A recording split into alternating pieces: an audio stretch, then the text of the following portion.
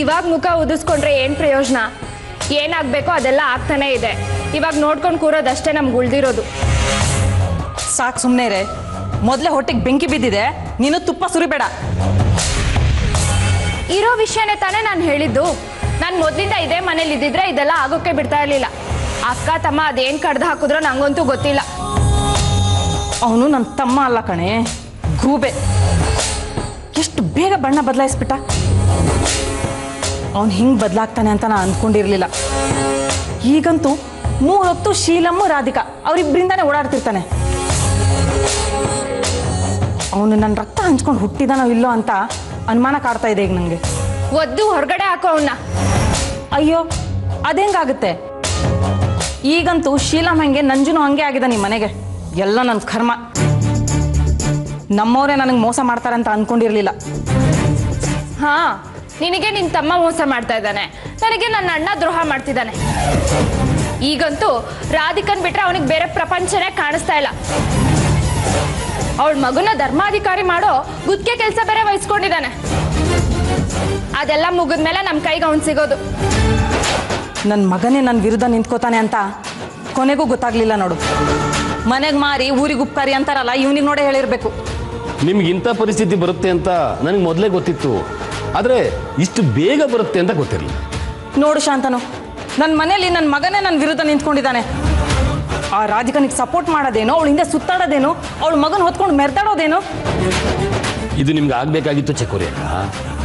ರಾಧಿಕಾನ ಈ ಮನೆಯಿಂದ ಹೊರಗೆ ಕಳಿಸಿ ಅಂತ ನಾನು ಎಷ್ಟೋ ಸರಿ ಹೇಳಿದೆ, ನೀವು ನನ್ನ ಮಾತು ಕೇಳಿಲ್ಲ. ಈಗ ಬಾಯಿ ಪಡ್ಕೊಂಡ್ರೆ ಏನು ಪ್ರಯೋಜನ ಬಂತು? ಎಲ್ಲರೂ ಅವಳ ಪರವಾಗಿ ನಿಂತ್ಕೊಂಡ್ರೆ ನಾವೇನ್ ಮಾಡೋದಕ್ಕಾಗುತ್ತೆ? ಏನು ಮಾಡೋಕ್ಕಾಗುತ್ತೆ ಅಂತ ಅನ್ಕೊಂಡಿದ್ದಾನೆ ಇವತ್ತು ಈ ಪರಿಸ್ಥಿತಿ ಬಂದಿರೋದು.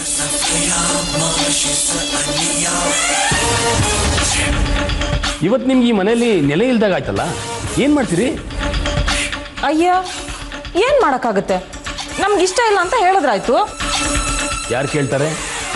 ನಿಮ್ಮ ಮಗನ, ಸೌಪರ್ಣಿಕ ಅವರ, ದೇಸಾಯಿಗಳ, ಅಥವಾ ಚಂದ್ರು ಅವರ? ಚಕೋರಿ ಅಕ್ಕ, ಈಗಾಗಲೇ ಈ ಮನೇಲಿ ನೀವು ಒಬ್ಬಂಟಿಯಾಗಿದ್ದೀರಿ.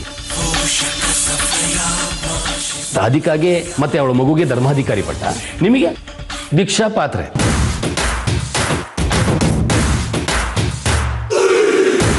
ಮತ್ತೆ ಮತ್ತೆ ಅದನ್ನೇ ಹೇಳಿ ಹೊಟ್ಟೆ ಉರಿಸ್ಬೇಡಿ ಶಾಂತನು ಅವರೇ. ನನಗೂ ಹೊಟ್ಟೆ ಉರಿತಾ ಇದೆ. ಚಕೋರಿ ಅಕ್ಕನ ನನ್ನ ಸ್ವಂತ ಅಕ್ಕ ಅಂತ ಅನ್ಕೊಂಡಿರೋನ್ನ ಅವರಿಗೆ ಅನ್ಯಾಯ ಆಗ್ತಾ ಇದೆ. ಅವರ ಮಗನಿಗೆ ಅನ್ಯಾಯ ಆಗ್ತಿದೆ, ಮಗಳಿಗೆ ಅನ್ಯಾಯ ಆಗ್ತಿದೆ. ಹೊಟ್ಟೆ ಉರಿದೇ ಇರುತ್ತಾ ಹೇಳಿ? ನಿಮಗೆ ಇನ್ನೊಂದು ವಿಚಾರ ಹೇಳಿ, ರಾಧಿಕಾ ಈ ಮನೆ ಬಿಟ್ಟು ಹೋಗೋದು ಕನಸಿನ ಮಾತು. ಯಾಕೆ ಯಾಕೆ ಅಂತ ಕೇಳ್ತಿರಲ್ಲ ಚಕೋರಿ ಅಕ್ಕ. ಧರ್ಮಾಧಿಕಾರಿ ಪಟ್ಟ ಸಾಮಾನಿದ್ದು ಅನ್ಕೊಂಡಿದ್ದೀರ.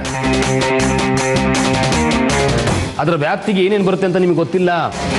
100 ದೇವಸ್ಥಾನಗಳು, ಕಾಲೇಜ್ಗಳು, ಹಾಸ್ಪಿಟಲ್ಗಳು, ಇನ್ನೂ ಹಲವಾರು ಬರುತ್ತೆ. 100 ಕೋಟಿ ವ್ಯವಹಾರ.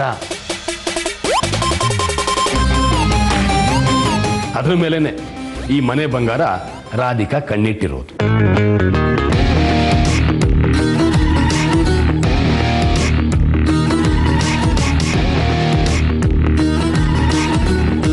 ಅವಳು ಇಲ್ಲಿವರೆಗೂ ಯಾಕೆ ಸುಮ್ಮನೆ ಇದ್ಲು ಅಂತ ಗೊತ್ತಾ? ಅವಳಿಗೆ ಚೆನ್ನಾಗಿ ಗೊತ್ತು, ಮುಂದೆ ಒಂದಿನ ತನ್ನ ಮಗನನ್ನೇ ಪೀಠದ ಮೇಲೆ ಕೂರಿಸೋದು ಅಂತ. ಈಗ ಈ ಮನೇಲಿ ಅವಳ ಸ್ಥಾನ ಗಟ್ಟಿ ಆಯ್ತು, ಏನ್ ಮಾಡೋದಕ್ಕಾಗತ್ತೆ? ನಾನು ಅವಳ ಗ್ರಾಚಾರನ ಬಿಡಿಸ್ತೀನಿ. ಮತ್ತೆ ಯಾಕೆ ಇನ್ನೂ ಇಲ್ಲೇ ನಿಂತಿದ್ದೀರಾ? ಹೋಗಿ, ನೀವು ಅವಳಿಗೆ ಎಷ್ಟು ನೋವು ಕೊಟ್ಟರು ಸಾಲದು. ಅವಳು ಎಲ್ಲ ಪ್ಲಾನ್ ಮಾಡಿಕೊಂಡೆ ಆಶ್ರಮಕ್ಕೂ ಈ ಮನೆಗೂ ಬಂದಿರೋದು. ಅವಳು ಹಾಕಿದ ಕಣ್ಣೀರಿನ ಕತೆಗೆ ನೀವು ಕಣ್ಣೀರು ಹಾಕಿದ ಅಷ್ಟೇ ಬಂತು. ಅದು ನಿಜನ ಸುಳ್ಳ ಅಂತ ಯಾರೂ ವಿಮರ್ಶೆ ಮಾಡೋದಕ್ಕೆ ಹೋಗಿಲ್ಲ. ಅದ್ರ ಲಾಭ ಆಗಿದ್ದು ಯಾರಿಗೆ? ರಾಧಿಕಾಗೆ. ಹೇಗೆ ಗೊತ್ತಾ? ಹಣ ಅಂತಸ್ತು ಅವಳಿಗೆ, ಬೆಂಡು ಬತ್ತಾಸು ನಿಮಗೆ.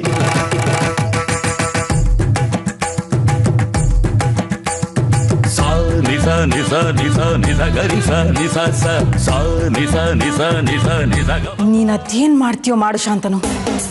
ಒಟ್ಟಿನಲ್ಲಿ ಆ ರಾಧಿಕನ್ ಮಗನಿಗೆ ಪಟ್ಟ ಸಿಗಬಾರ್ದು. ಚಕೋರಿ ಅಕ್ಕ, ಈ ಮನೇಲಿ ಇದ್ಕೊಂಡು ಮಾಡೋರು ನೀವು. ನಾನು ಹೀಗಲ್ಲ ಹಾಗೆ ಅಂತ ಹೇಳ್ಬೋದು ಅಷ್ಟೆ. ಯೋಚನೆ ಮಾಡಿ.